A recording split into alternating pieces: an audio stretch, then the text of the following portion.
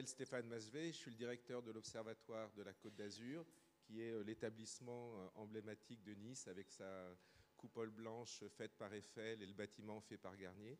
Et l'Observatoire de la Côte d'Azur, ce n'est pas seulement un lieu historique où il y a des bâtiments qui ont été construits il y a presque 140, au moins 140 ans. C'est également un institut de recherche.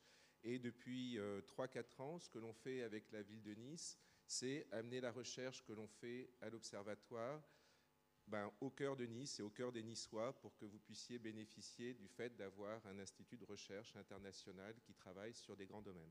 Donc depuis 3-4 ans, là, on varie les thèmes, il y a eu plusieurs interventions, on essaye de faire des conférences autour de l'actualité, de façon à ce que quand vous venez, ça vous permet d'approfondir aussi ce que l'on entend des fois à la radio pendant 1 minute ou 2 minutes et on se dit tiens, ça a l'air intéressant, qu'est-ce que c'est exactement? Donc on essaye de suivre l'actualité et c'est le thème de la conférence aujourd'hui, de la séquence aujourd'hui, puisqu'on est en train de fêter les 10 ans de la détection des ondes gravitationnelles. Alors les ondes gravitationnelles, ça fait toujours un peu rêver, ça paraît un peu mystérieux, ça paraît un peu fantastique. Quand on regarde Star Trek, on dit on peut voyager, faire des voyages interstellaires. Alors c'est pas complètement ça, et c'est ce qu'on va essayer de vous expliquer aujourd'hui. Alors on a 3 intervenants de l'Observatoire que je présenterai à tour de rôle, et l'idée c'est de faire une séquence de 3 fois 20 minutes à peu près pour vous présenter les différents aspects du travail qui est fait à l'Observatoire et de manière internationale sur les ondes gravitationnelles et pourquoi c'est une découverte que l'on fête cette année, donc les 10 ans des premières détections et comment ça a changé notre vision de l'univers. Et ça fait que commencer pour essayer un peu de vous donner la perspective de ce que l'on espère comprendre et de ce que l'on va comprendre avec cette nouvelle façon de regarder l'univers. Alors la séance est organisée en 3 séquences et ce qui est prévu, c'est de faire une séance de questions à la fin. D'accord ? Donc si vous avez des questions, ne les oubliez pas entre la première présentation et la dernière, mais il est prévu un temps d'échange avec les 3 intervenants à la fin des présentations. Donc sans plus attendre, c'est Nelson Christensen qui va faire la première présentation. Nelson est le directeur d'une des unités de l'Observatoire, un des laboratoires de l'Observatoire, qui nous vient des États-Unis, comme quoi on est très attractif aussi pour faire venir des étrangers, parce qu'on parle souvent des collègues français qui partent aux États-Unis, mais des fois il y a aussi des collègues américains qui viennent chez nous. Et c'est la grande fierté d'avoir Nelson qui dirige un de nos laboratoires, qui est un des experts sur les ondes gravitationnelles, justement, sur l'instrumentation, et va nous faire sa petite introduction, sans plus attendre. À toi, Nelson. Et je te signale au bout de 20 minutes, comme convenu.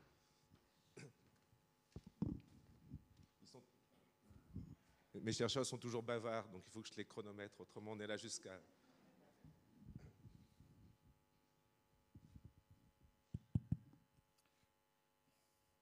OK, merci Stéphane.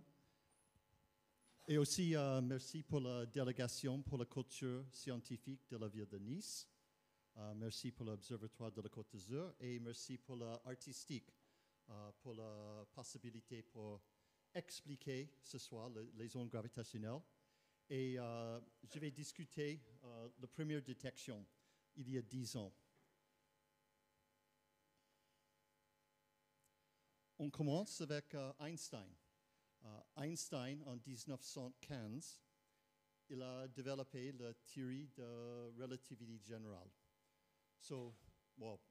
Il y a 100 ans, mais après un an, Einstein aussi voit dans les lois de relativité générale la possibilité pour avoir les ondes gravitationnelles. Et je vais expliquer le sujet des ondes gravitationnelles.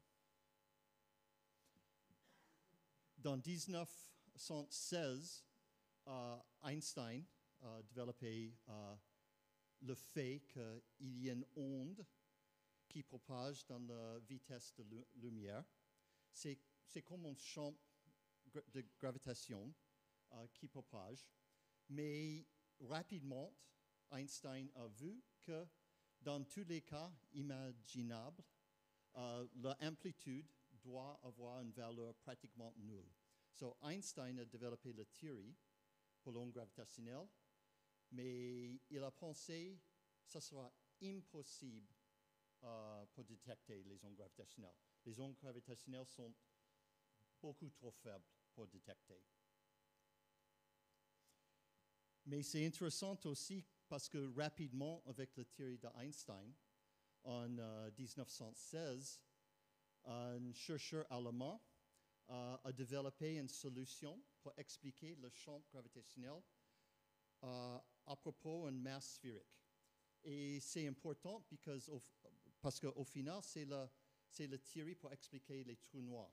Mais en 1916, le trou noir n'est pas dans la tête des chercheurs et on a besoin d'attendre les années 50 pour comprendre qu'est-ce que c'est un trou noir.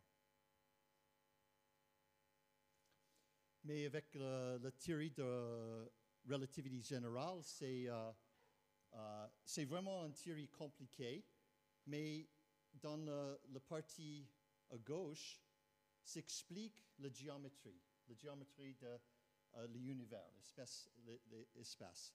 Et ici, c'est les masses, les énergies. Et on a la chance, avec la relativité générale, pour expliquer la géométrie de l'univers. Et la relativité générale a remplacé la gravité de Newton. Et vraiment, gravité n'est pas une force. C'est une géométrie et toutes les particules, y compris la lumière, suivent les trajectoires les plus droites possibles dans un espace courbe maintenant. Mais pour comprendre l'onde gravitationnelle, peut-être on peut commencer avec l'onde électromagnétique. Par exemple, la lumière, où on peut voir les choses avec nos yeux, c'est une onde à propos le champ électrique et magnétique. Et par exemple, avec un tour de radio, il y a des électrons qui bougent, une accélération des électrons. Et avec ça, on va créer une onde électromagnétique. Et avec ça, on peut entendre la musique dans la voiture et des bonnes choses comme ça. Mais on a l'onde électromagnétique et c'est vraiment la lumière. Mais avec la relativité générale maintenant, si on a une accélération de masse, on peut créer une onde. C'est un type de lumière pour la gravitation. Mais par exemple, ici, il y a deux masses dans un type d'orbite et on a le changement d'espace associé avec l'onde. C'est intéressant aussi dans l'histoire de la physique. En 1905, Henri Poincaré a déjà réfléchi dans le sujet de gravitation et la possibilité pour créer une onde. Et il a parlé d'une onde gravifique. Poincaré était, pour un sens, 11 ans en avance d'Einstein, mais avec la relativité générale, Einstein vraiment a expliqué toutes les choses associées avec l'onde.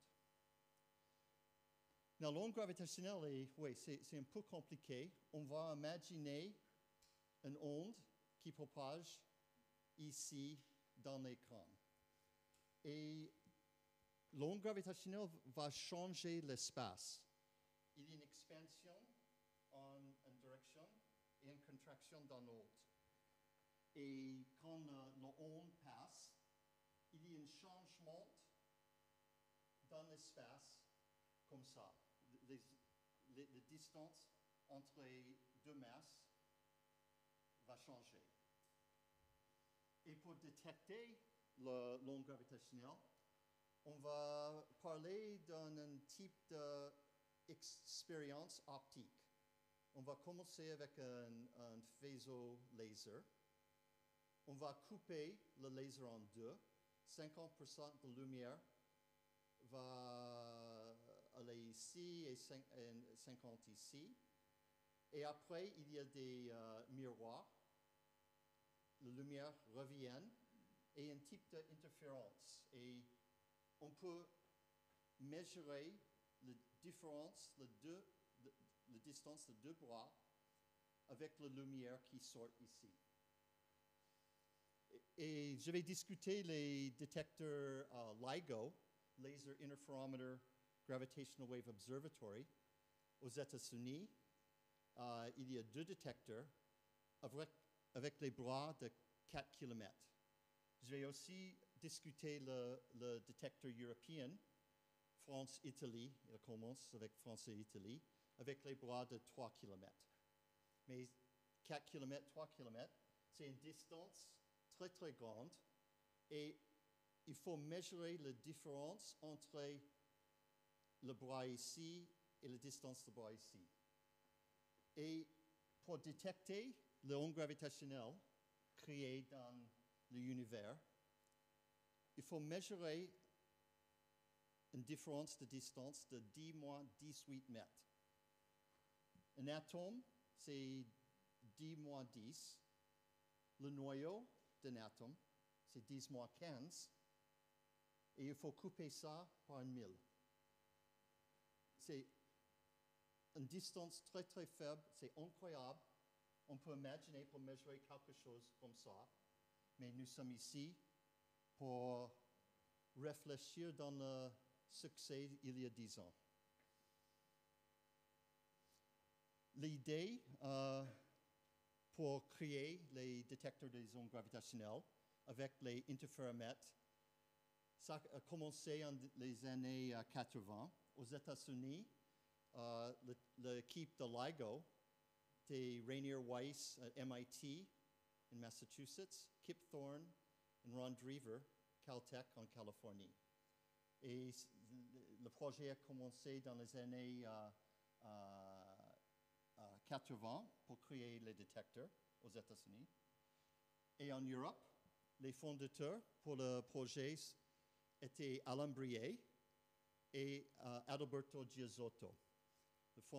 C'était un projet de la France et l'Italie. Et Alain Brié a commencé en Orsay, dans la région parisienne. Mais il a porté le laboratoire ici en Nice, dans l'observatoire, en 1999. So, il y a 26 ans maintenant. Et Brié a fait la décision pour venir ici en Nice parce que c'est le site le plus proche à Pise où on a le détecteur Virgo. So, mais on a les fondateurs de Virgo avec nous ce soir. Jean-Yves Vinet est ici un chercheur émérite de notre laboratoire. Et le site ici en Nice, le laboratoire dans l'Observatoire de la Côte d'Azur, était important et continue d'être important pour les détecteurs d'ondes gravitationnelles. Et maintenant, nous avons les détecteurs. Ici, c'est le site LIGO en Louisiane avec les bras de 4 km. En Washington State. Et à côté Pise, le détecteur Virgo. Ce sont les détecteurs des ondes gravitationnelles et les détecteurs impliqués dans toutes les détections des ondes gravitationnelles jusqu'à maintenant. Et les détecteurs, c'est le détecteur optique, les interféromètres, sont très impressionnants. Imagine un système optique de 3 km, 4 km. Il faut avoir les optiques très très grandes et on peut voir les miroirs, les optiques, et c'est pratiquement la même taille des chercheurs. So, une photo ici en LIGO et ici pour Virgo. Et la France a joué un rôle très important pour les détecteurs. Ici en Nice, on a la responsabilité pour le laser, pour quelques optiques, mais pour créer les miroirs grands et parfaits, c'est un laboratoire en Lyon qui a l'expertise pour créer les miroirs pour Virgo et LIGO aussi. So, pour les sujets d'ondes gravitationnelles, la France a joué un rôle très importante, mais aussi Nice. OK, je vais discuter la première détection. Et LIGO et Virgo, les deux détecteurs ont commencé dans 2002-2004, dans la première génération des détecteurs. Ils ont observé pour 10 ans et après arrêté en 2010-2011 pour créer la deuxième génération des détecteurs d'ondes gravitationnelles. Et après 5 ans, en 2015, les détecteurs LIGO étaient prêts pour recommencer. Il faut attendre 2017 pour Virgo, mais en 2015, LIGO était prêt pour commencer pour observer. Mais avant, pour commencer, on a eu un type d'exercice, ça s'appelle un engineering run. On observe un peu, on ajustait un peu les optiques, corriger les choses, observe encore, changer les choses. Et le planning était pour commencer avec un observing run en 2 septembre pour une semaine, 2 semaines. Et après, LIGO peut commencer pour observer. Mais 2 jours après l'engineering run a commencé, il y avait quelque chose d'étrange. Et pour moi, à ce moment-là, j'ai été un prof en Minnesota, aux États-Unis, mais je me suis levé à 6 heures dans le matin et j'ai trouvé un email. Un collègue en allemand envoyé un email. Il y a beaucoup de jargon ici, mais a very interesting event in the last hour. Et en bas, il y a des photos, des plots, des choses intéressantes. Et en bas, il dit, it is not a flag as a hardware injection. So, je vais discuter ça, mais il y a des questions, c'est un vrai signal ou un faux signal. Et parce que jusqu'à 2015, on n'a pas observé quelque chose, mais il faut avancer dans le sujet d'analyse de données, avoir de l'expertise pour détecter quelque chose. Et dans le monde de LIGO et Virgo, parce que les deux équipes travaillent ensemble, nous avons une stratégie pour injecter les faux signaux pour tester l'analyse de données. Et quelquefois, ça s'appelle une blind injection, une injection secrète. Il y a 4 personnes qui savent qu'il y a un faux signal, mais c'est un test pour l'équipe pour vérifier qu'on a l'expertise pour détecter quelque chose. Et dans le email ici, la première question était, c'était une injection ou pas? So, ça c'est 6 heures dans le matin pour moi. Et il y avait un signal. Un signal avec, ça c'est le données en LIGO Hanford. Et en bleu ici, c'est le données en LIGO en Louisiane.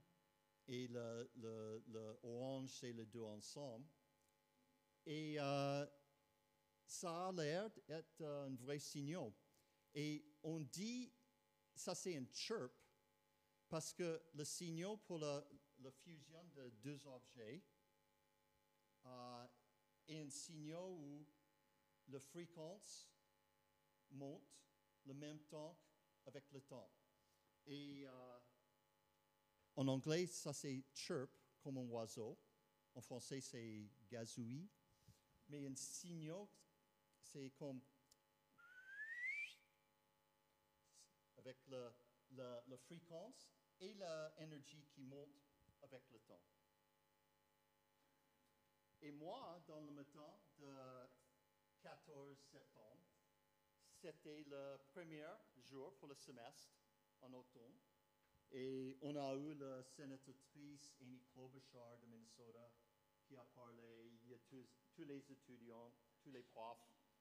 C'était une cérémonie très bien joviale. Mais pour moi, je n'ai pas écouté. J'avais autre chose dans ma tête. Il y a beaucoup de questions. Qu'est-ce que s'est passé avec le signal? Et midi, après 6 heures, on a eu un autre email. C'est Dave Reitzy. Il est le directeur de LIGO Laboratoire aux États-Unis.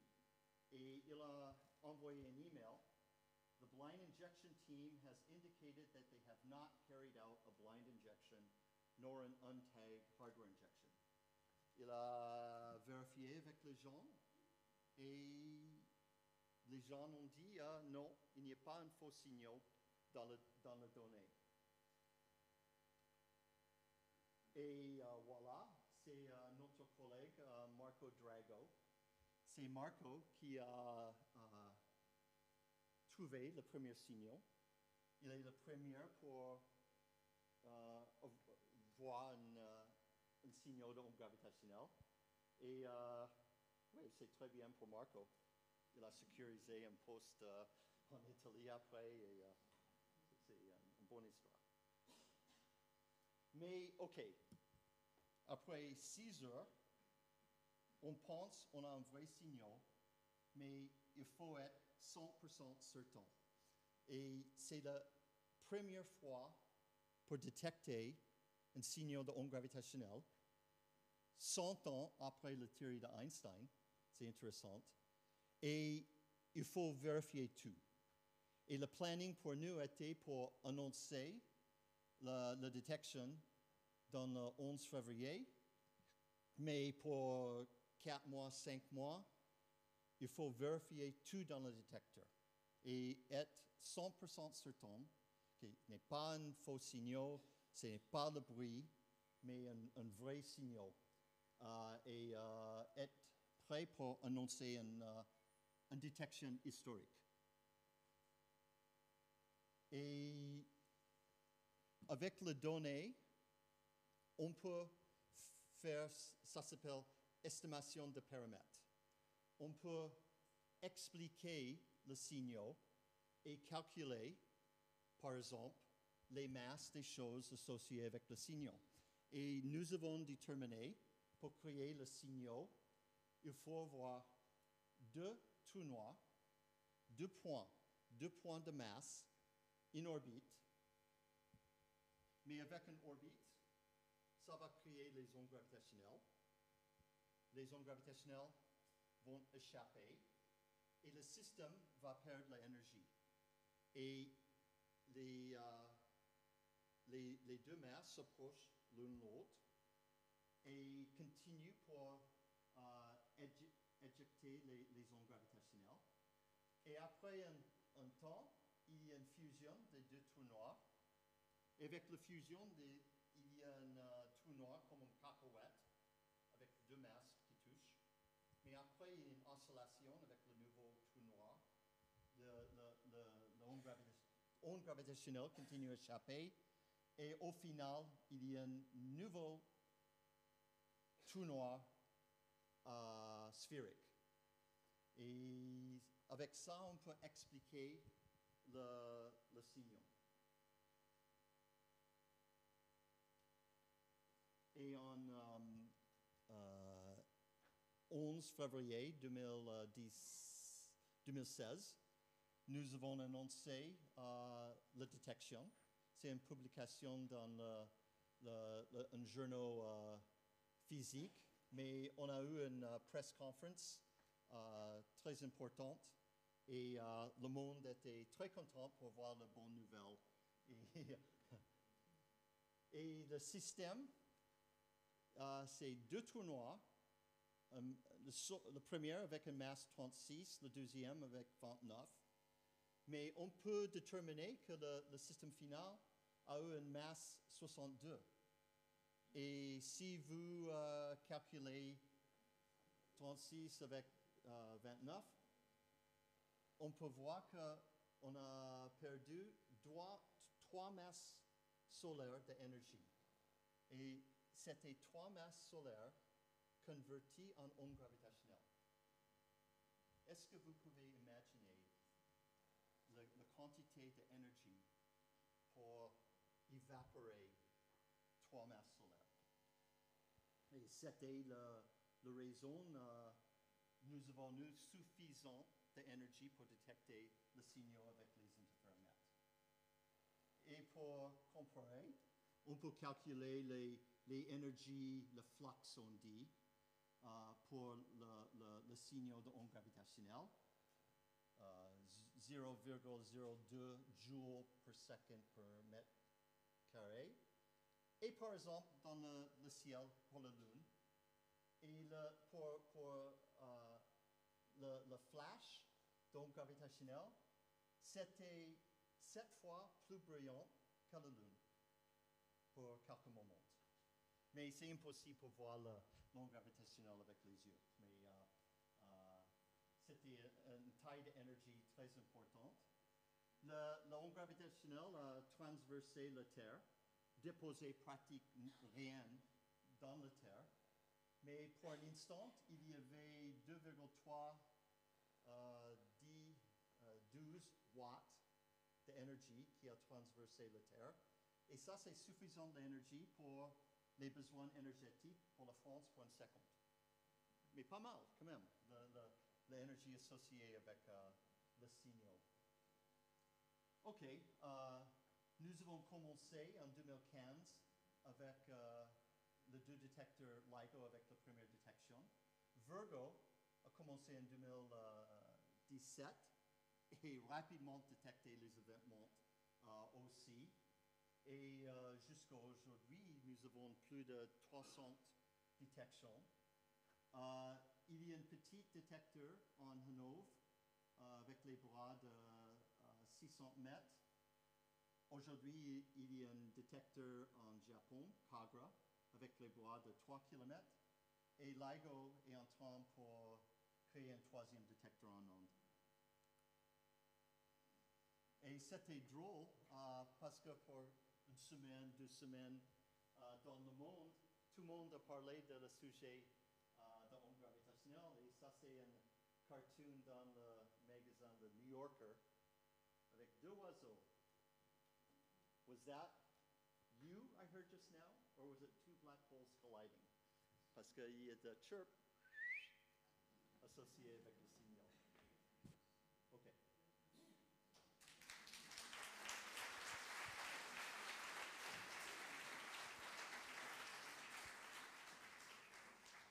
Et la prochaine est Myriam Bisoir, chercheuse laboratoire de Mesossi.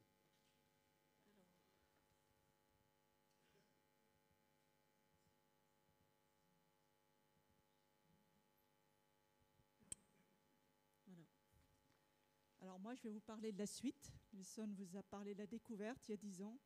Moi, je vais vous parler de ce qu'on a fait après et de ce qu'on est en train de faire là depuis 10 ans. Donc, comme Nelson vous l'a expliqué, en fait, on fait une astronomie parce qu'on observe en fait des objets de l'univers assez lointain. Mais ce n'est pas avec la lumière. Hein. L'astronomie traditionnelle depuis l'Antiquité, c'est avec le photon, la lumière. Nous, c'est avec ce nouveau messager qui sont les ondes gravitationnelles. Alors par contre, comme voilà, on va être limité à certains objets. On va pas pouvoir observer tous les objets. Nous, nos objets de prédilection, c'est les objets compacts, c'est les étoiles à neutrons et les trous noirs. Et en fait, ce sont 2 types d'objets très compacts qui sont créés dans l'univers par des grosses étoiles en fin de vie qui finissent par s'effondrer sur elles-mêmes, qui forment soit une étoile à neutrons. Une étoile à neutrons, c'est un objet très dense, mais qui a de la matière, qui a des neutrons à l'intérieur, qui fait à peu près 1,2 fois la masse du Soleil, ou alors des trous noirs de plusieurs fois la masse du Soleil, voire même des trous noirs, parce que vous avez entendu parler des trous noirs supermassifs qui sont au centre de nos galaxies. Mais les trous noirs qui nous intéressent, dont on va parler ce soir, en fait, c'est les trous noirs de masse stellaire, c'est-à-dire ceux formés à partir d'étoiles. Donc, ce qui nous intéresse, donc ça, c'est les objets qu'on observe. Hein, les ondes gravitationnelles qu'on observe sont émises par ces objets-là, et dans des systèmes binaires, en fait. Et puis, donc, ils nous permettent d'observer l'univers. Et alors, quelle fraction de l'univers? C'est ça qui est intéressant avec les ondes gravitationnelles, c'est qu'en fait, on va assez loin. On va assez loin dans l'univers. On remonte donc en fait à des distances des milliards d'années-lumière, en fait. Donc, à une époque où l'univers est à quelques milliards d'années. Alors ça, c'est la situation actuelle. Tous les trous noirs qu'on observe sont dans cette zone de temps ou d'espace. Mais ce qu'on espère un jour, en fait, c'est d'aller trouver les ondes gravitationnelles émises par l'univers primordial. Et ça, c'est quelque chose d'unique que permettent de faire les ondes gravitationnelles. Parce qu'avec la lumière, le photon, vous savez, c'est qu'en fait, les photons les plus anciens qu'on observe sont ceux qui ont été émis au moment où l'univers est devenu transparent. Et ça, c'est 400 000, à peu près 300 000 années après le Big Bang. Avec les ondes gravitationnelles, en fait, on peut dépasser cette limite. Ces ondes gravitationnelles dites primordiales, on ne les a pas observées. Ce dont on parle ce soir, c'est celles qui sont émises par des trous noirs, c'est-à-dire dans notre univers où il y a de la matière, et donc dans un univers qu'on dit proche, mais en fait, c'est très éloigné. Hein. Je vous ai dit, c'est des milliards d'années-lumière, hein, les distances à laquelle on peut observer. Voilà, donc on vous a parlé des détecteurs. Ça, c'est les 3 détecteurs plus Cagra qui observent. Et les observations, voilà. Donc, Nelson vous a parlé de la découverte il y a 10 ans. Ce qui s'est passé après cette découverte, donc ça, c'était en 2016. Alors, si j'appuie sur le bouton, voilà, je vais y arriver sans bouger les slides. 2016, donc 2015, la première découverte. En fait, on a pris des données à cette époque-là pendant 3 mois et on a observé 3 événements, 3 fusions, le premier dont a parlé Nelson et puis 2 autres. Et puis, donc, on s'est arrêté, on a travaillé sur les détecteurs, amélioré leur sensibilité. Alors, à cette époque-là, Virgo n'était pas encore au point. LIGO a redémarré en 2016-17 et Virgo a rejoint tout à la fin donc LIGO. Et vous voyez, en fait, c'est qu'à chaque fois qu'on prend des données, et à chaque fois qu'on rajoute des détecteurs, en fait, ça c'est le nombre d'événements en fonction du temps, ça augmente. Et donc le premier événement en 2015, et puis là je vais vous parler d'un autre événement, donc la fusion de 2 trous noirs, mais en 2017, juste au moment où Virgo rejoint LIGO, on a observé un événement très particulier. Le premier dans cette catégorie, c'était la fusion de 2 étoiles à neutrons. Voilà. Alors là, ce que vous voyez, donc, c'est le signal caractéristique, le fameux chirp. Et ce signal-là, donc là, c'est le signal d'onde gravitationnelle vu dans nos détecteurs, le chirp dont a parlé Nelson. Et puis, au même moment, en fait, de manière indépendante, il y avait un télescope dans l'espace qui s'appelle Fermi, qui observe en fait les émissions, alors là, l'émission de lumière dans le régime des gamma, et qui a observé 2 secondes après notre signal, en fait, un excès de photons. Alors, de manière indépendante, mais on travaille en commun, et donc immédiatement, en fait, on a été au courant. Nous, on a détecté ça en ligne, hein, parce que j'ai oublié de préciser, c'est qu'on détecte ces événements en direct. Hein. On enregistre et en fait, on fait passer les algorithmes de détection, donc on a l'information en direct. Et au même moment, on avait l'alerte aussi de Fermi, qui avait observé donc, ce qu'on appelle un gamma ray burst, un sursaut gamma, en coïncidence avec notre événement. Donc là, c'est arrivé le 17 août 2017. Ça a généré énormément d'excitation. Pourquoi? Parce que quelque chose qui était prédit, c'était que ce signal, donc la fusion de 2 étoiles à neutrons, va être associé à l'émission électromagnétique d'une kilonova. Et c'est quelque chose de très rare, qui est difficile à observer. Et grâce à nos observations, à la fois, parce qu'on observe et donc on localise, comme on avait les 3 détecteurs, les 2 LIGO plus Virgo qui observaient au même moment, on a pu localiser la source dans le ciel de manière assez précise. En fait, c'est ce petite banane-là. Et Fermi, qui a un plus grand champ, a observé aussi localisent à peu près au même endroit. Et en fait, ça a permis de dire aux télescopes optiques qui ont un champ de vue beaucoup plus faible d'aller chercher le signal de kilonova au bon endroit. Et il se trouve que 11 heures après notre signal, ils l'ont trouvé. C'est un exploit, parce que ce n'est pas facile du tout. On leur a donné une zone du ciel qui, quand même, si c'est de l'ordre de 20 degrés carrés, c'est énorme pour un télescope optique, pour aller chercher quelque chose qui est de l'ordre de l'arc minute. Donc ça a été la découverte aussi après, c'était deux ans après la première découverte, c'était l'autre grande découverte. Voilà. Alors après, on continue, donc on prend des données et puis on enregistre. Et là, là, vous avez un plot qui montre en fait la distribution de masse donc, des événements qu'on observe, donc des fusions d'objets compacts, soit 2 étoiles à neutrons, donc les masses sont faibles, autour de 1,2 ou 4 masses solaires. Et puis sinon, ce qu'on observe, c'est des trous noirs, des fusions de trous noirs, donc des objets de quelques dizaines de masses solaires jusqu'à 100 masses solaires, donc ils sont là. Et puis voilà. Donc comme on enregistre, voilà. Donc ça, c'était jusqu'à O3. On avait à peu près donc il y a eu le Covid qui est arrivé par ici. C'est-à-dire que quand le Covid démarre, nous, on a dû arrêter prématurément la prise de données. Pour les bonnes raisons. Et donc, il y a eu un grand moment de shutdown, en fait, d'arrêt. Bon, il y a eu le Covid, mais il y a eu aussi, donc, encore une fois, l'amélioration des détecteurs. Et là, donc, à l'heure actuelle, depuis 2023, en fait, on est en prise de données. Ici, on est ici. Une autre prise de données, donc avec une amélioration des détecteurs, donc à nouveau LIGO et Virgo. Kagra, alors le détecteur japonais, on pourra en parler, mais ils n'ont pas encore une bonne sensibilité. Et donc là, je vais vous parler des dernières découvertes, de ce qu'on vient de publier avec les données en fait de O4, de la campagne O4. Et là, on vient de publier en fait des résultats liés à la première partie de O4. Donc ça, c'est le nombre, vous voyez l'augmentation grâce à l'amélioration de la sensibilité des détecteurs, c'est l'augmentation du nombre de fusions qu'on observe. On est là, en fait, on est à la fin de O4 et on est à pratiquement 400 alertes, enfin pas tout à fait. Et donc moi, je vais vous parler un peu des résultats de cette campagne. Alors, qu'est-ce qu'on fait justement? On a plein de... Alors ça, c'est un plot qui ne sert pas à grand-chose. C'est totalement incompréhensible. En fait, c'est maintenant ce qu'on fait, on voit plein de sources, on fait des catalogues, on fait un catalogue de sources. Et qu'est-ce qui est intéressant dans ce catalogue? C'est de mesurer les masses des objets, des trous noirs ou des étoiles à neutrons ou des systèmes mixtes. Et aussi, une autre chose intéressante, c'est les moments angulaires des trous noirs ou des objets compacts. Parce qu'ils vont nous renseigner sur l'origine de la formation des systèmes binaires. Et ça, c'est intéressant, ça intéresse les astrophysiciens de comprendre comment un système binaire de 2 trous noirs est formé. Est-ce qu'il est formé directement à partir d'un système binaire d'étoiles?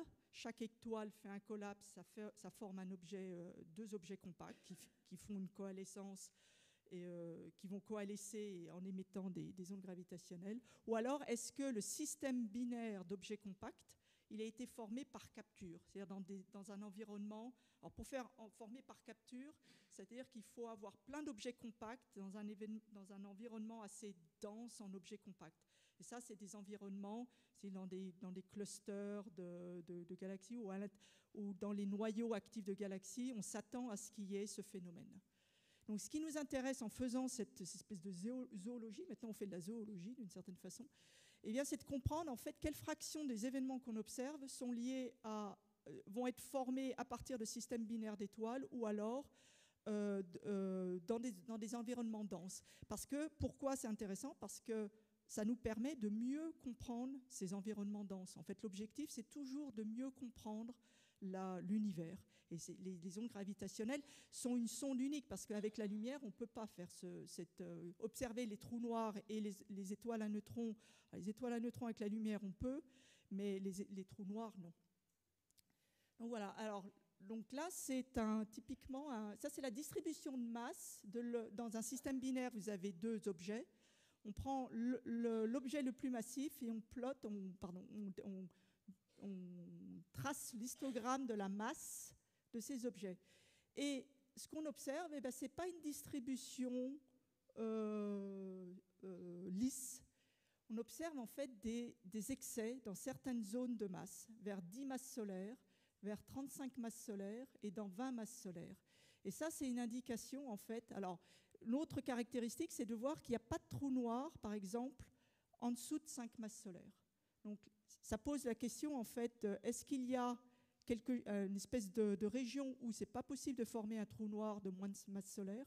Et puis aussi, on voit on a très peu d'objets à très grande masse. Donc, ça pose l'autre grande question, c'est de comprendre ce qui se passe dans cette zone de masse. Et en fait, c'est relié, ces deux zones de masse sont reliées à deux prédictions théoriques qui disent que c'est très difficile de former un trou noir de l'ordre de 5 masses solaires. Et il y a des phénomènes de physique stellaire qui interdisent de fabriquer un trou noir par collapse, un trou noir de l'ordre de plus de 40-50 masses solaires.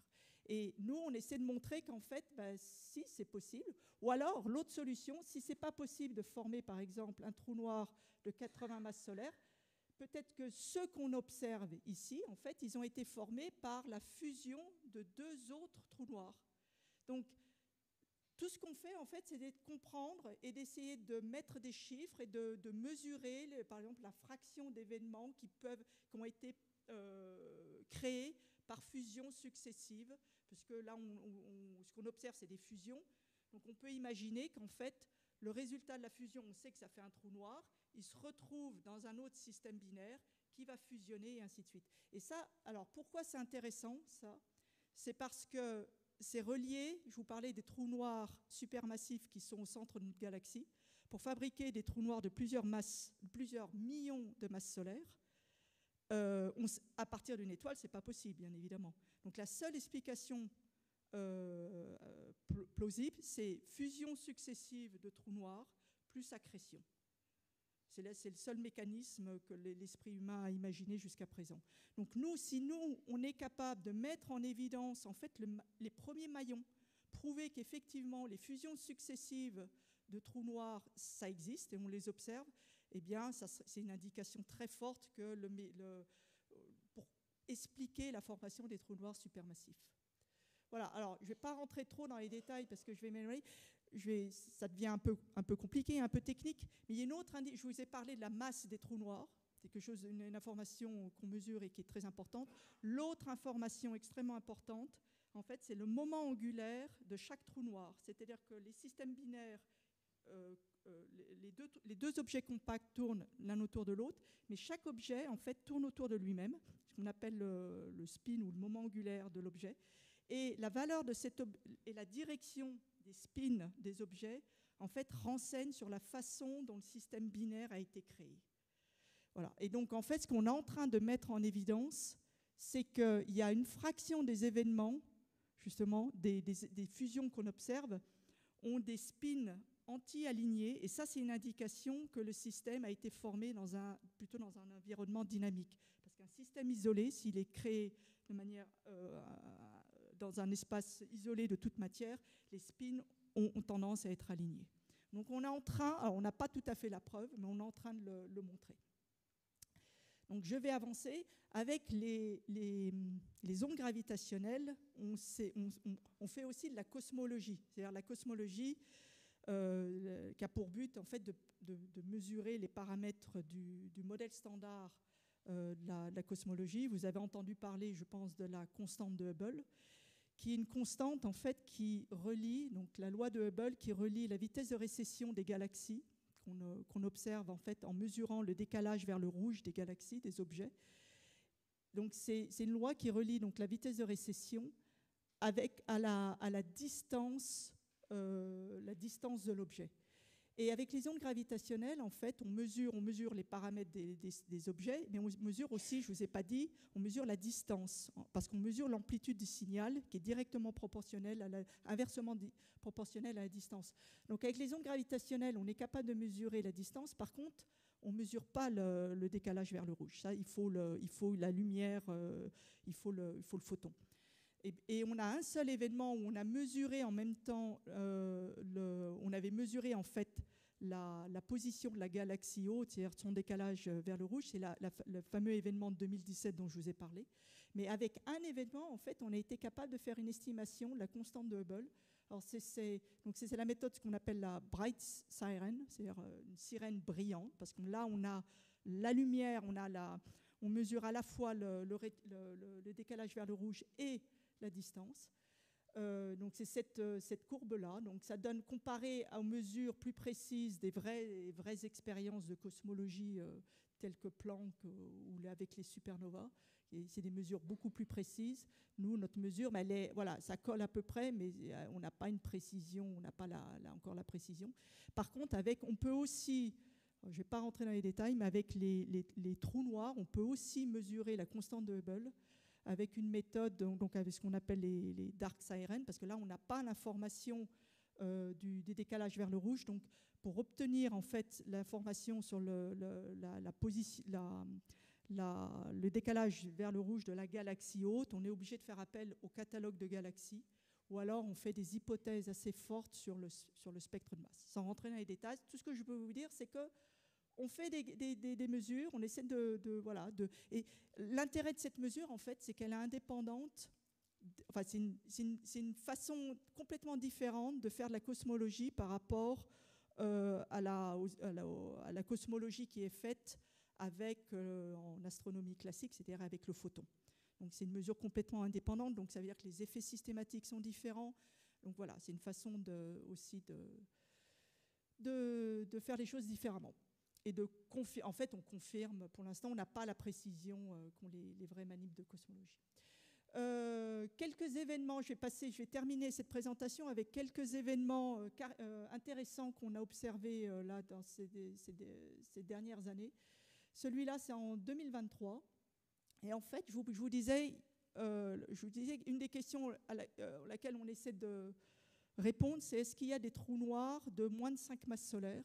En fait, on a observé un objet, un système binaire, où il y a deux objets, en fait.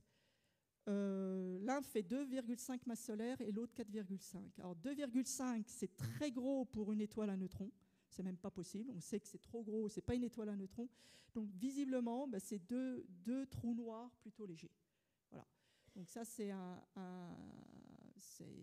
donc on est en train de plus ou moins de dire, c'est que oui, des trous noirs de moins de 5 masses solaires, contrairement à ce qui avait été affirmé pendant des années, ça existe en fait. Et tout ça grâce aux ondes gravitationnelles. L'autre événement intéressant, c'est pareil en 2023, celui qu'on a observé le 23 novembre 2023, c'est le trou noir le plus lourd jamais observé. C'est-à-dire qu'en fait, les deux trous noirs initiaux, donc là vous avez les signaux, mais les deux trous noirs initiaux, c'est 137 et 101 masses solaires avec des barres d'erreur. Donc au total, on a fabriqué un objet qui fait plus de 230 masses solaires. Donc ça, c'est le plus gros qu'on ait jamais observé. C'est pareil, c'est un autre... alors lui, il est relié à l'autre mass gap dont je parlais. Donc ça, c'est un événement qui a très certainement été formé dans un système où il y avait d'autres compagnons à côté et de la matière. Et puis, je vais terminer donc ma présentation, je ne serai pas en retard, sur un événement qui est assez marrant, parce que, en fait, c'est le cousin de celui qu'on a observé il y a 10 ans.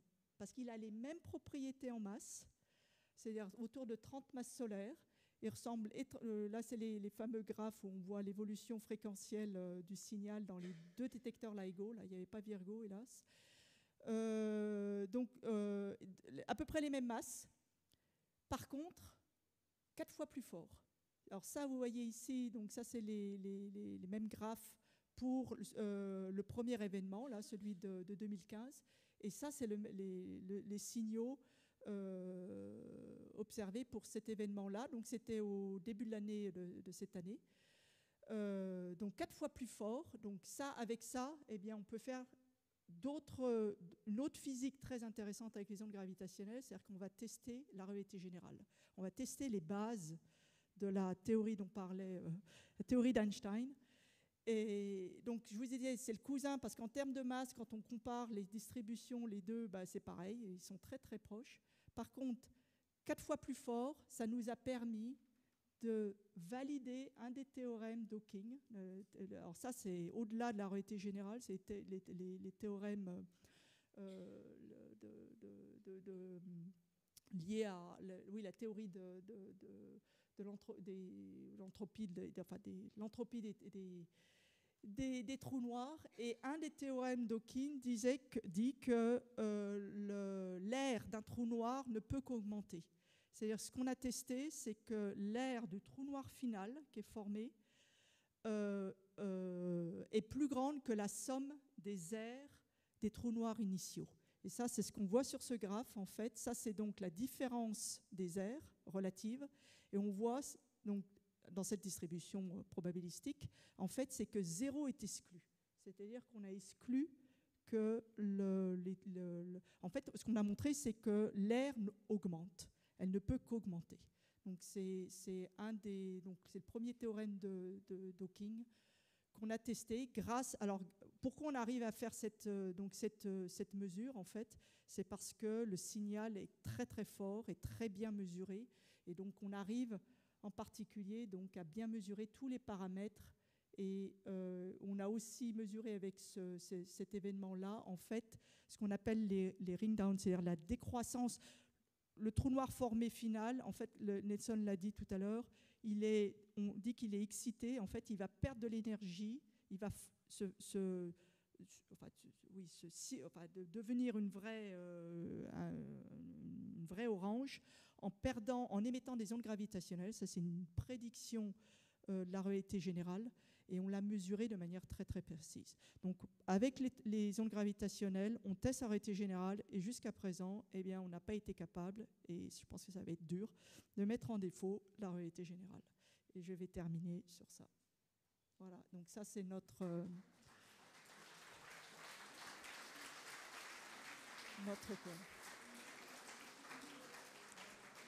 collection. Oui, ah oui. Donc le troisième présentation, on va changer d'ordinateur. Donc là, il va y avoir une petite interruption. Attends, j'enlève... Tiens, je te donne ça parce que... Oui, mais je te donne la place. Ouais, tiens, installe-toi.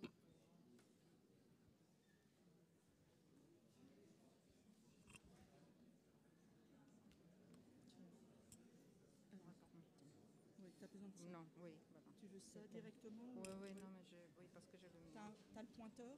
Oui, j'ai mes propres parce que je veux...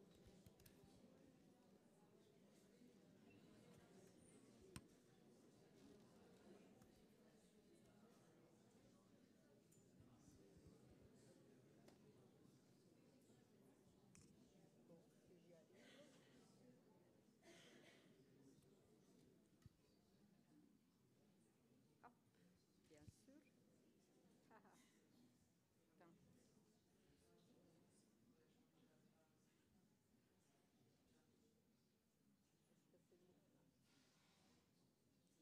Non.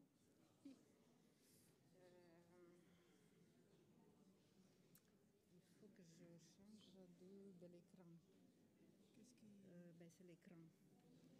C'est le partage d'écran. Pourquoi tu veux pas? Parce que il voit pas le bon... je suis pas sur le bon écran. Paramètres d'affichage.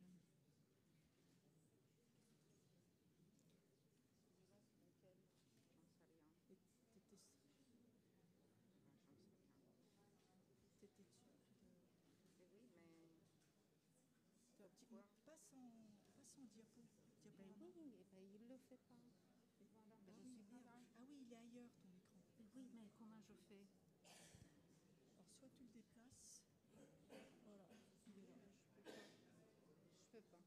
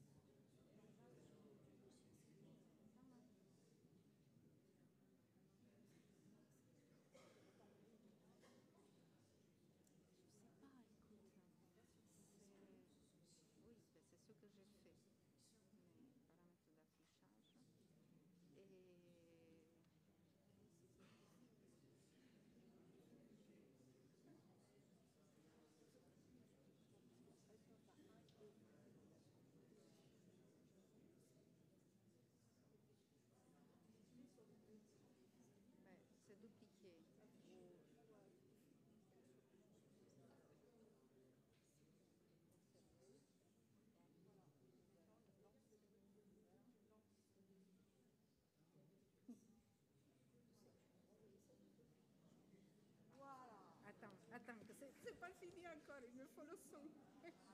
Attendez encore une seconde. Tu vois pas, tu es obligé de regarder. Il me faut le son.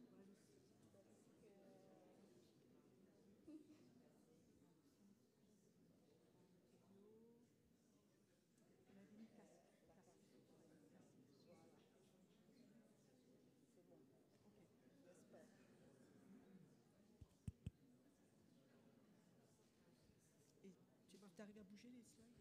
Oui, j'espère. Ok. Bon. Oui, voilà. Alors, désolée pour ce petit retard. Nicoletta va vous parler maintenant d'une autre expérience qui est en développement. Donc ça, c'est une expérience spatiale qui s'appelle LISA et qui sera en vol dans 10 ans. Voilà, rendez-vous dans 10 ans. Merci Marianne. Oui, bonsoir à tout le monde. Voilà, donc vous avez bien vu dans les présentations de mes collègues précédents que nous sommes capables de détecter les ondes gravitationnelles avec les détecteurs terrestres. Et bien, comme Marianne l'a dit, moi je vais vous parler d'un projet qui vise toujours à détecter les ondes gravitationnelles, mais cette fois-ci depuis l'espace. Et il s'appelle LISA, qui est l'acronyme de Laser Interferometer Space Antenna. Donc LISA est une des plus importantes missions scientifiques de l'Agence spatiale européenne en collaboration avec 16 pays membres et la NASA. Parmi les étapes clés de la mission, nous avons la sélection par l'ESA parmi d'autres missions qui a eu lieu en 2017, l'adoption de la mission qui a eu l'année dernière et qui marque une étape très importante entre les études et la réalisation. Et comme Marianne le disait, le lancement il est prévu dans 10 ans, en 2035. Donc, LISA consiste dans une constellation de 3 satellites disposés dans un triangle équilatéral avec chaque côté de 2,5 millions de kilomètres. Les 3 satellites vont tourner autour du Soleil, centrés sur la même trajectoire que la Terre, mais en suivant la Terre à environ 50 millions de kilomètres. Et la mission est prévue pour une durée de prise de données scientifiques entre 4 et 10 années. On peut se demander, vu qu'on a détecté les ondes gravitationnelles sur Terre, pourquoi avons-nous besoin d'un détecteur dans l'espace? Eh bien, il y a des bonnes raisons pour cela. Comme Nelson le disait, si les bras des détecteurs terrestres sont de 3 ou 4 kilomètres et on ne peut pas les augmenter plus à cause de la courbure de la Terre, un détecteur dans l'espace peut avoir des dimensions beaucoup plus grandes. Vous vous rappelez, j'ai bien dit, le bras de triangle de LISA est de 2,5 millions de kilomètres. Et ceci signifie 1 million de fois la longueur de bras de Virgo et même encore 6 fois et demi la distance Terre-Lune. Donc, c'est vraiment beaucoup plus grande. Et une autre raison pour laquelle on veut envoyer un détecteur dans l'espace est parce que l'environnement spatial est beaucoup plus tranquille. Dans cet environnement, un détecteur se trouve à l'abri des bruits terrestres, comme par exemple le bruit sismique ou ceux déterminés par un simple camion ou un train qui passe et qui peut provoquer des vibrations et qui sont susceptibles de perturber notre mesure. On peut aussi se demander qu'est-ce qu'on va détecter de plus avec LISA par rapport au détecteur terrestre. Eh bien, il est très important de retenir qu'un détecteur spatial est complémentaire au détecteur terrestre parce qu'il a une sensibilité à des ondes gravitationnelles dans une bande de fréquences différente des détecteurs terrestres.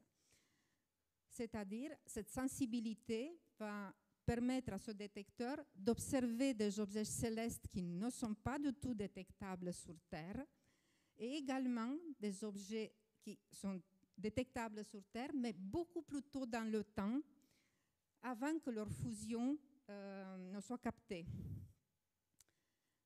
Donc, si un détecteur terrestre détecte des zones gravitationnelles dans la bande de fréquence supérieure à Hertz, c'est-à-dire, comme Marianne le disait, dans les derniers instants avant la fusion, LISA va détecter des zones gravitationnelles dans une bande de fréquence plus faible, de l'ordre de millihertz, c'est-à-dire beaucoup plus tôt dans le temps.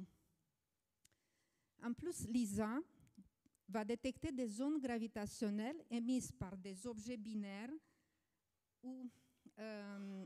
qui sont beaucoup plus massifs et qui tournent beaucoup plus lentement un autour de l'autre, contrairement aux détecteurs terrestres qui détectent des objets binaires, mais plus légers et qui tournent beaucoup plus rapidement un autour de l'autre. Donc, c'est vraiment très excitant d'imaginer que LISA va accéder à des domaines de la physique dont nous n'avons pas eu encore accès. Et une des choses les plus intéressantes que LISA va observer, c'est la fusion ou les zones gravitationnelles émises par des systèmes binaires de trous noirs supermassifs. Donc, si mes collègues ils ont dit que sur Terre, on détecte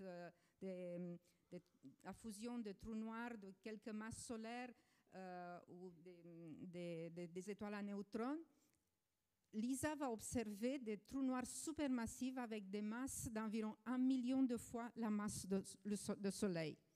Et également, on peut observer des systèmes binaires à très grand rapport de masse, c'est-à-dire avec un objet qui est environ 10 fois la masse du Soleil, qui tourne beaucoup plus rapidement autour d'un objet beaucoup plus massif, avec une masse d'1 million de fois la masse du Soleil. Je vais rentrer maintenant un peu plus dans le concept de l'instrument. Et je commence donc par le principe de la mesure. Ce principe s'appelle interférométrie laser, comme Nelson l'a dit également, qu'on utilise dans les détecteurs terrestres, mais avec quelques différences. Dans chaque satellite, au bout de chaque bras de triangle, il y a un petit cube en or et platine, avec une taille de 4 cm seulement, et 2 kg,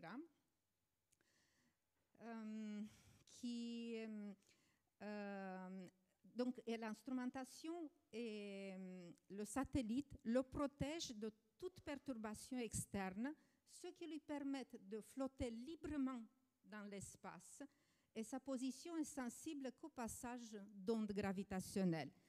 On l'appelle, à cause de cette caractéristique, une masse de référence inertielle. 2 faisceaux laser sont échangés entre les satellites de chaque bras. Ces faisceaux se réfléchissent sur la masse de référence inertielle. Ils vont se mélanger avec un faisceau local et ils vont permettre, donc, par la méthode d'interférométrie laser, de déterminer des variations relatives de distance entre ces 2 masses de test de l'ordre de picomètres sur une distance de 2,5 millions de kilomètres. Pour vous rendre compte de la difficulté de cette mesure, il faut imaginer qu'il faut mesurer une distance 100 fois plus petite d'un diamètre d'un atome, quand Nelson disait c'est 10-15, sur 6 fois et demi la distance Terre-Lune. Donc c'est une difficulté, une instrumentation qui doit être adaptée pour être capable d'effectuer cette mesure.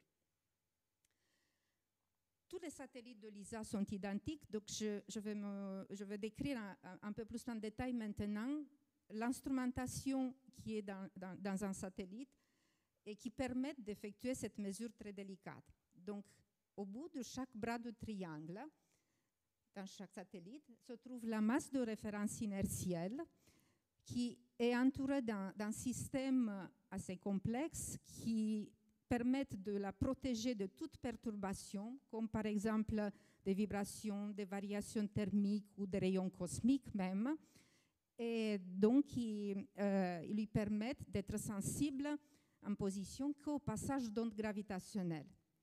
Bien sûr, nous avons un laser qui émet une puissance optique de 2 watts à la longueur d'onde de 1064 nanomètres. Nous avons un télescope qui a le rôle d'envoyer et de réceptionner les faisceaux laser qui sont échangés entre les 2 satellites. Ces télescopes, ils ont des miroirs comme dans Virgo, mais d'une qualité optique exceptionnelle, car non seulement qu'ils doivent envoyer un faisceau de 2 watts, mais ils doivent avoir aussi la capacité de récupérer le faisceau qui arrive de satellites lointains, qui est beaucoup plus faible en puissance optique, de quelques centaines de picowatts seulement. Et enfin, un système interférométrique avec beaucoup des optiques et des détecteurs qui permettent de faire interférer les faisceaux et de déduire la position précise de la masse de test, masse de référence. Excusez-moi, je suis allée un peu trop vite sur les slides. Donc, toute cette instrumentation qui permet d'effectuer la mesure, dans chaque satellite, il y a des micropropulseurs qui permettent de contrôler la position du satellite autour de la masse de référence inertielle. Donc, c'est le satellite qui s'adapte pour garder le cube sensible au passage d'ondes gravitationnelles, et des panneaux solaires qui sont dirigés en permanence vers le Soleil et qui représentent également une source d'énergie au bord du satellite. Vous avez vu, donc, l'instrumentation dans un satellite LISA est déjà bien compliquée, et ceci n'est pas suffisant. Il faut aussi ajouter les contraintes du spatial, c'est-à-dire, dans toute cette instrumentation, chaque composant doit être résistant aux radiations solaires, et bien sûr, il doit avoir un fonctionnement fiable pendant toute la durée de l'émission, sans intervention humaine. Et au niveau de satellite, il faut garantir les contraintes de poids, de dimension et de la consommation d'énergie. Donc, pour garantir que la mission fonctionne bien, il faut vérifier chaque composant dans le moindre détail. Pour ceci, une mission précurseur de LISA a eu lieu, donc qui s'appelle LISA Pathfinder, a eu lieu pendant 15 mois, entre 2016 et 2017.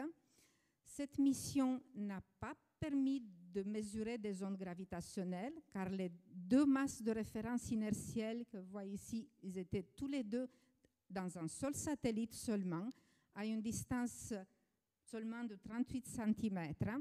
Par contre, elle a été très importante car elle a permis de tester la technologie de cette masse de référence inertielle qui flotte librement dans l'espace sans qu'elle est perturbée par d'autres bruits. Donc, cette mission a permis d'effectuer une mesure de bruit d'accélération de la masse de l'ordre de femtomètres par seconde carré, qui est 100 milliardième de l'accélération de la pesanteur. Donc, c'est une mesure d'une très grande précision qui montre que nous sommes capables, donc nous maîtrisons cette technologie et qui est essentielle pour la future mission LISA. Donc, vous avez vu, l'instrumentation d'un satellite, elle est compliquée. Il y a aussi beaucoup de pays qui contribuent, chacun avec son expertise. En France, la collaboration LISA France, constituée de 9 laboratoires de recherche sous l'égide du CNES, a 2 responsabilités très importantes: les tests de performance au sol du système interférométrique, c'est-à-dire du cœur vraiment de la performance de l'instrument, et également la préparation de l'exploitation des données scientifiques. Et à l'Observatoire de la Côte d'Azur, les équipes des 2 laboratoires, Artemis et Lagrange, sont positionnées sur 3 sujets critiques, notamment les photodétecteurs, qui sont des composants optoélectroniques, qui ont la capacité de mesurer les signaux d'interférence dans des systèmes optiques très complexes. Un deuxième sujet sur l'étude et la mesure de la lumière parasite. Vous pouvez observer ici divers faisceaux qui sont réfléchis et donc qui peuvent perturber la mesure. Et donc chacun de ces faisceaux, il faut les identifier, il faut les réduire avant que l'instrument est construit.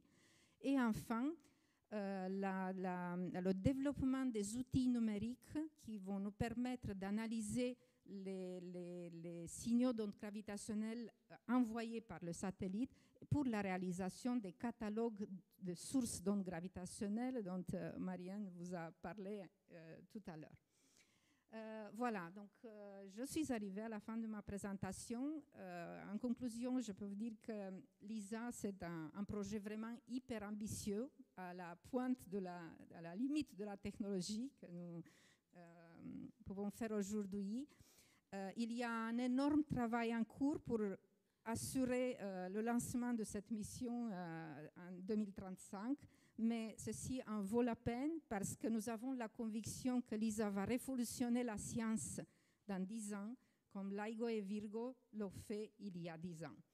Et je vous remercie beaucoup pour votre attention. Je vais vous laisser 3 minutes en compagnie d'un petit film de l'Agence spatiale européenne qui résume un peu tout ce que je viens de vous dire.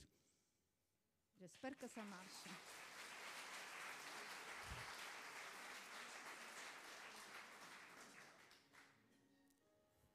Oui, mais ça marche sur mon... Oh, désolé, le son, ça marche sur mon ordinateur finalement.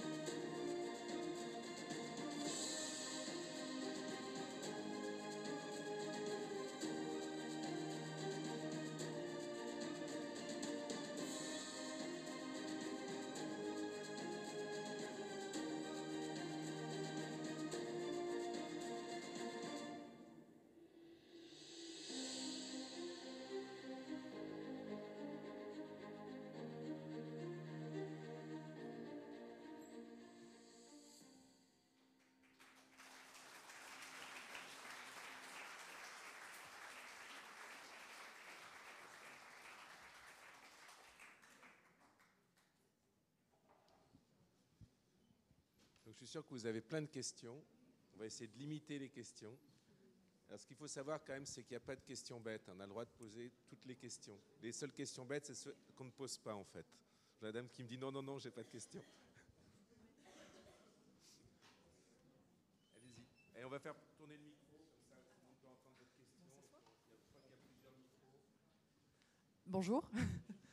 Merci déjà pour tout ça. Ça met des étoiles plein les yeux, comme on dit. J'ai une question par rapport à la mission LISA. J'ai bien compris qu'on devait faire en sorte qu'il n'y ait aucune intervention humaine une fois que c'est dans l'espace. Mais dans le cas où il y a un défaut, quelque chose qui ne marcherait pas, il y a possibilité de ramener le satellite défectueux ou de faire quelque chose? Pas du tout. Donc si un truc qui ne marche pas, c'est foutu. Il y a des éléments critiques qui sont doublés, on peut dire comme ça, au bord du satellite, et on peut switcher d'un à l'autre s'il y a un problème. Mais tout est pensé, voilà, c'est impossible. Non, il n'y a pas de possibilité. Pas le droit à l'erreur. Non, voilà, il n'y a pas le droit à l'erreur. Non. Merci. Non,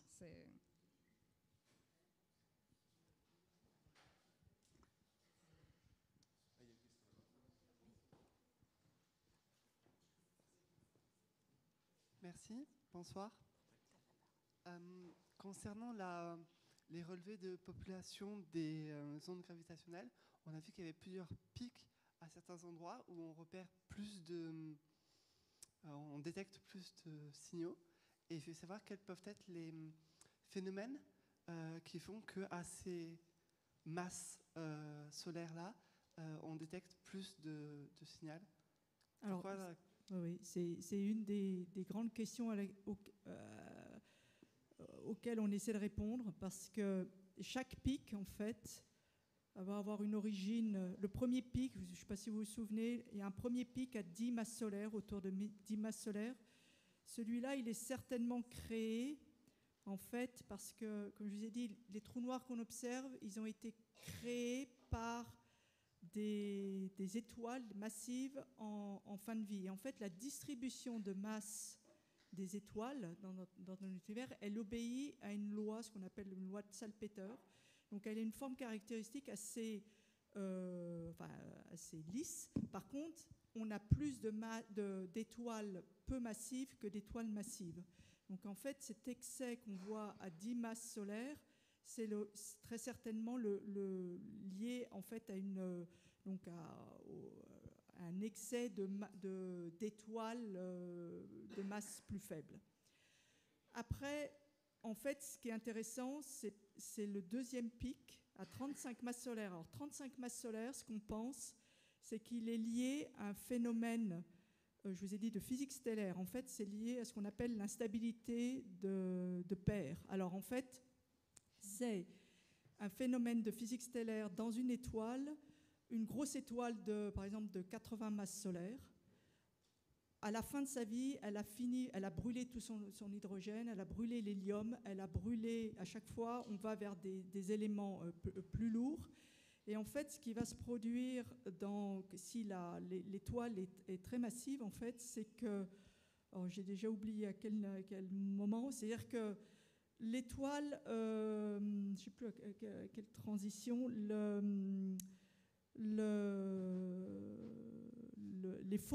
j'ai oublié le phénomène, c'est-à-dire qu'il y a des réactions, des photons vont se transformer en paires d'électrons, voilà que j'ai oublié, et en fait l'étoile va expulser la matière. Donc en fait on part d'une étoile de 80 masses solaires, elle va perdre par instabilité beaucoup de matière d'un coup, et en fait elle ne va jamais réussir à faire un collapse vers 80 masses solaires ou 70 masses solaires. En fait elle va perdre sa matière avant, et donc elle retombe vers 40-45 masses solaires. Et on pense que ce pic, cette accumulation, cet excès à 35 masses solaires est lié en fait à ce phénomène d'instabilité. Donc c'est un phénomène de physique stellaire. Voilà. Ça, c'est l'explication du pic vers 35 masses solaires. Et puis celui autour de 20 masses solaires, on ne sait pas. Pour l'instant, on ne sait pas. Une explication possible, c'est que c'est en fait un pic lié à la fusion de deux objets. Imaginons, puisque vers 10 masses solaires, on a un excès, si on a une certaine fraction des événements qui sont liés en fait à une fusion successive par rapport à la formation d'un système binaire à partir de deux étoiles, on peut imaginer en fait 20 masses solaires, ça fait 10 plus 10. on peut imaginer en fait que c'est lié à la fusion de deux trous noirs de 10 masses solaires. On n'en sait rien, parce qu'on n'a pas assez de statistiques en fait, on n'a pas assez d'événements. Mais ces pics, donc chaque pic en fait, plus on observe de sources, là je vous ai dit, on l'a dans le spectre que je vous ai montré, c'est ce qu'on vient de publier, il y a 160 systèmes binaires, mais dans les prochains mois, on va publier le reste du catalogue, c'est-à-dire qu'on a à peu près 300 systèmes. Avec la statistique, on commence à affiner ces pics et on va essayer de mieux comprendre l'origine de ces pics. Mais pour l'instant, c'est pas, voilà, tout n'est pas compris. Mais c'est relié en fait à ce problème de comment ces trous noirs sont formés. Il y a de la physique stellaire, voilà, c'est compliqué. J'espère avoir répondu.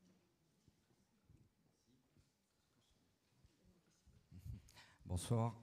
Bonsoir à tous trois. Merci beaucoup pour vos beaux exposés. Vraiment, c'était superbe.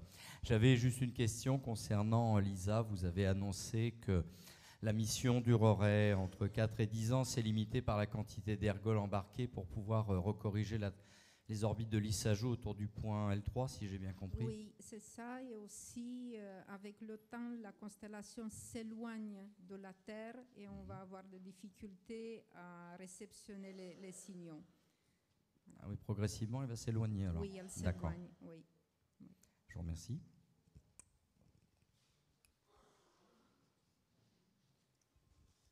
Bonsoir, merci beaucoup pour cet exposé, enfin ces exposés très intéressants. Je suis béotien, je pose juste une question, j'espère qu'elle n'est pas idiote. Je voudrais savoir quelle est l'échelle d'observation des ondes gravitationnelles. Ça, c'est ma première question. Et la deuxième question, c'est est-ce qu'avec LISA, on aura la possibilité d'observer des ondes gravitationnelles, mais à une distance plus importante? Je sais qu'il y aura... Ce que j'ai compris, c'est que en fait, LISA va permettre d'être plus précis, mais est-ce que LISA va permettre d'observer des ondes gravitationnelles, l'émission d'ondes gravitationnelles qui sont plus lointaines? C'est ça ma question. Oui, l'échelle d'observation, je pense, c'est la distance. Je pense. C'est donc ça, c'est effectivement une question intéressante. Et en fait, ça va dépendre des sources. On a parlé des systèmes binaires, les fusions de trous noirs, par exemple. À l'heure actuelle, et ça dépend des sources et ça dépend de la sensibilité des détecteurs. Je parle d'abord des détecteurs au sol, donc les trous noirs de plusieurs masses solaires. Là, à l'heure actuelle, la sensibilité qu'on a, on va jusqu'à... donc c'est typiquement plusieurs milliards... c'est des gigaparsecs, donc je convertis en années-lumière. Ça fait plusieurs dizaines, voire centaines de milliards d'années-lumière. Donc, j'ai dit tout à l'heure, c'est-à-dire qu'on remonte à un âge de l'univers, à un âge où l'univers avait 4 milliards d'années. Sachant qu'à l'heure actuelle, il a autour de 13,4 milliards d'années. Voilà. Donc, on va très très loin, avec les fusions de trous noirs de masse stellaire. Avec LISA, LISA permettra, c'est les trous noirs, c'est pareil, c'est à peu près les mêmes distances, parce que alors, il y a une autre chose qu'il faut comprendre, c'est que donc, on remonte donc à des redshifts. Avec LISA, on va remonter à des redshifts, des décalages vers le rouge de l'ordre de 100, pratiquement, si je ne me trompe pas. Oui, avec LISA, avec les binaires de trous noirs de milliers de masses solaires, on peut détecter les signaux avec tous les événements dans l'univers. Sauf qu'à un certain niveau, il n'y a plus de sources astrophysiques. C'est-à-dire qu'on remonte à un âge où il n'y a plus de galaxies. Et là, en fait, ce qu'on va observer, c'est des ondes gravitationnelles qui ont été émises aux premiers instants de l'univers. Ça, c'est les ondes gravitationnelles primordiales. C'est le but ultime, et en particulier de LISA. Donc ça, c'est le Graal. Parce que, à l'heure actuelle, c'est les ondes gravitationnelles d'origine astrophysique, trous noirs, les étoiles à neutrons. Mais le but ultime, c'est le Big Bang. On a discuté ce soir Virgo LIGO, le détecteur par terre, et aussi LISA, un espace. Mais nous sommes en train aussi, pour la 3e génération des détecteurs par terre, en Europe, ça s'appelle Einstein Telescope. Aux États-Unis, c'est Cosmic Explorer. Mais nous sommes en train pour améliorer la sensibilité des détecteurs par terre par un facteur 10. Et vraiment observer pratiquement toutes les fusions de trous noirs dans l'univers.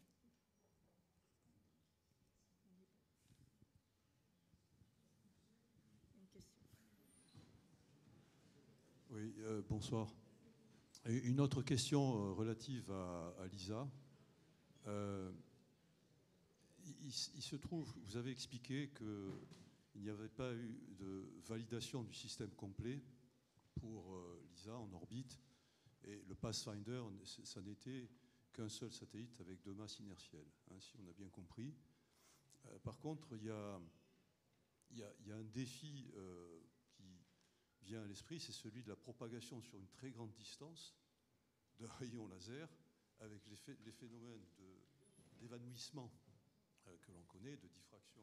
Absolument, absolument. Et on peut se demander pourquoi ne serait-ce que ce défi-là n'a pas été considéré comme un élément de validation absolument nécessaire avant d'aller faire un système qui a d'autres niveaux de complexité, évidemment. Mais ne serait-ce que ça paraît quand même difficile. Ça se calcule. Il y a beaucoup de choses qu'on ne peut pas tester, même toute l'instrumentation une fois installée sur le satellite. Donc, il y a eu une décision même il y a un an par l'ESA de ne pas simuler sur Terre même ces échanges entre deux satellites. Tester tout, ça coûte énormément. Donc, on teste à fond chaque composant pour s'assurer qu'il fonctionne bien. Après, en France, on fait déjà un niveau de système intégré, ce système interférométrique qui est le cœur du système. Et tout ce qu'on peut calculer, ça va passer par calcul.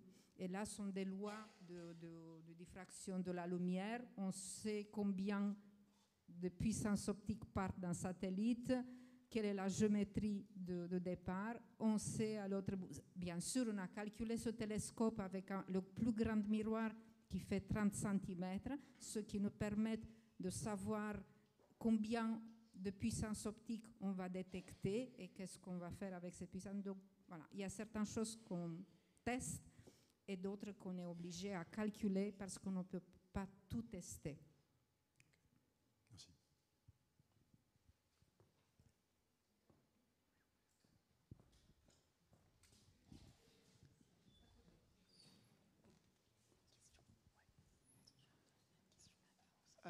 Par rapport à ce que vous avez dit, je me posais du coup une autre question. Est-ce que, avec d'autres détecteurs, on pourrait penser détecter d'autres phénomènes qui ne soient pas liés à des trous noirs, des phénomènes avec des ondes gravitationnelles à plus courte longueur d'onde, qui soient de l'astrophysique autre, ou même des corps terrestres, je ne sais pas, on peut imaginer. À quel niveau on peut imaginer théoriquement détecter les ondes gravitationnelles, jusqu'à quelle taille, jusqu'à quelle longueur d'onde? Oui, alors les longueurs d'onde, en ce qui concerne les longueurs d'onde, ce qui va définir les choses, c'est la bande de fréquence de nos détecteurs. Pour les détecteurs au sol, c'est entre 10 Hz et quelques kilohertz. Donc on n'est pas sensible aux millihertz. LISA, la bande de fréquence, c'est le millihertz, voire jusqu'à la centaine de millihertz.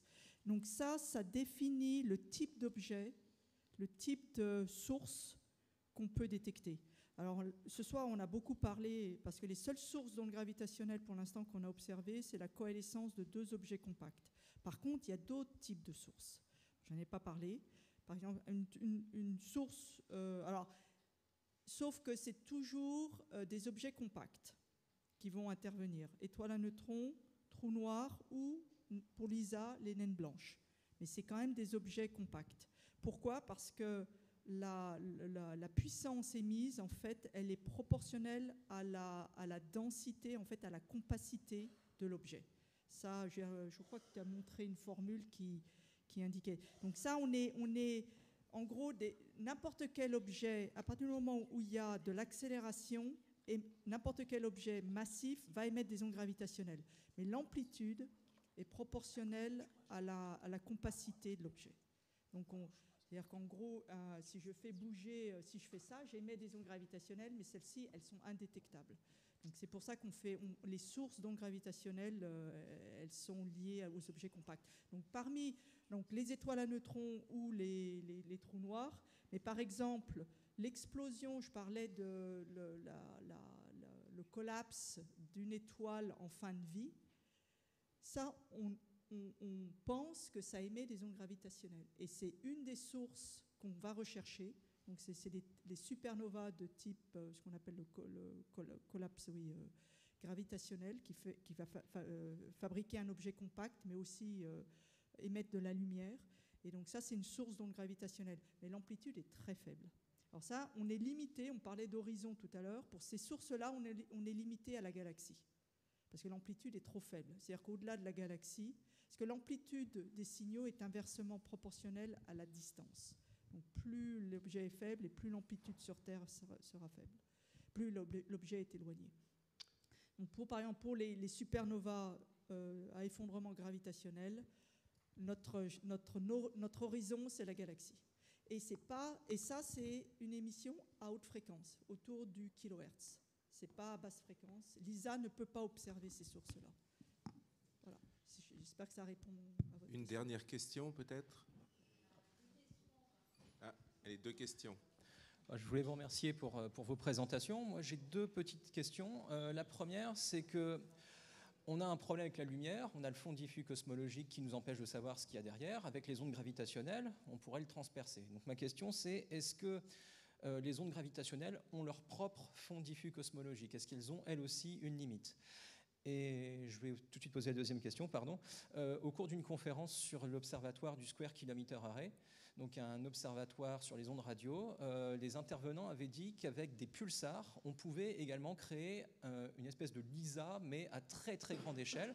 Et est-ce qu'une complémentarité entre les 2 missions avait déjà été envisagée? Alors la première question, est-ce qu'il y a une limite en distance? Non. La réponse est non. C'est-à-dire que les ondes gravitationnelles qu'on pense avoir été émises pendant le Big Bang, c'est-à-dire la période d'inflation, donc ça c'est une fraction de seconde après le Big Bang, on pense qu'il y a eu et même on espère qu'il y a eu des ondes gravitationnelles qui ont été émises à ce moment-là et qui traversent l'univers depuis ce temps-là. Le problème de ces ondes gravitationnelles, si elles existent, c'est qu'elles sont très très faibles en amplitude, donc il faut encore gagner en sensibilité pour nos détecteurs. Mais on les cherche activement, c'est des ondes gravitationnelles primordiales. Ça fait rêver. Donc non, il n'y a pas de limite comme pour le photon qui est limité à la transparence de l'univers. Et puis la deuxième question, c'est SKA. Tu veux répondre les pulsar timing? On n'a pas parlé et il y a une autre méthode pour détecter l'onde gravitationnelle en très basse fréquence, ça s'appelle le nanohertz. Et on utilise le signal de pulsar, c'est une étoile à neutrons qui émet un type de pulse de radio. Et on peut observer le pulse de radio. Et avec le pulsar, les pulses sont très très régulières. Et c'est comme les montres en espace. Et on peut mesurer le temps pour les pulses avec beaucoup de pulsars dans notre galaxie et utiliser la fluctuation de pulse de radio comme un détecteur d'ondes gravitationnelles. Et les gens qui font ça, ils pensent qu'ils ont détecté quelque chose. Dans l'Observatoire de la Côte d'Azur, nous sommes impliqués dans un projet called SKA, Square Kilometer Array. C'est la prochaine génération des télescopes radio. Et avec SKA, on peut avoir beaucoup plus de données pour le pulsar timing.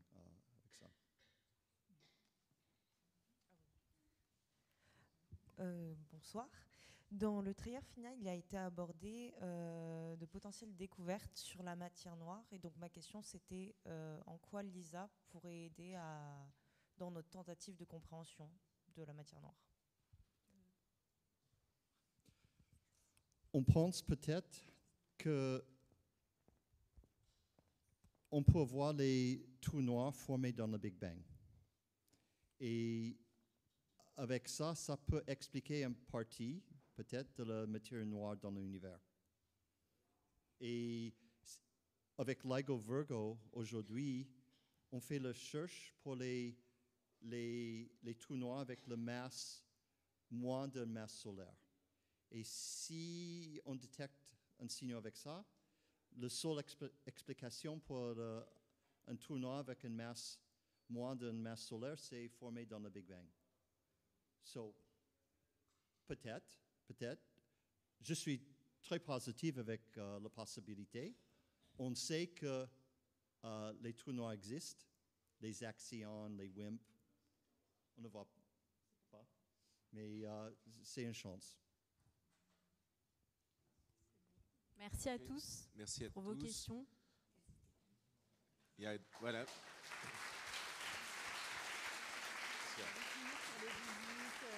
Vas-y. Les réseaux sociaux, les vidéos. Je sais. Donc merci à tous. Juste quelques mots pour conclure. Donc je remercie les membres d'Artemis pour la belle présentation qui a été faite sur les ondes gravitationnelles. Et je vais laisser la parole à Margot qui va nous donner la suite du programme. Alors, merci à tous d'être venus ce soir. L'Observatoire de la Côte d'Azur, c'est aussi des activités culturelles qui sont proposées toute l'année, d'autres conférences grand public de ce type-là. On a un programme chargé pour les adultes, mais aussi pour les jeunes publics pendant les vacances de la Toussaint, des balades croquées, des escape games, des parcours d'énigmes, des visites bien évidemment de la grande coupole de notre musée, l'Universarium. On a une prochaine conférence aussi au mois de novembre sur Cassini, mais aussi au mois de décembre sur la suite, sur les ondes gravitationnelles.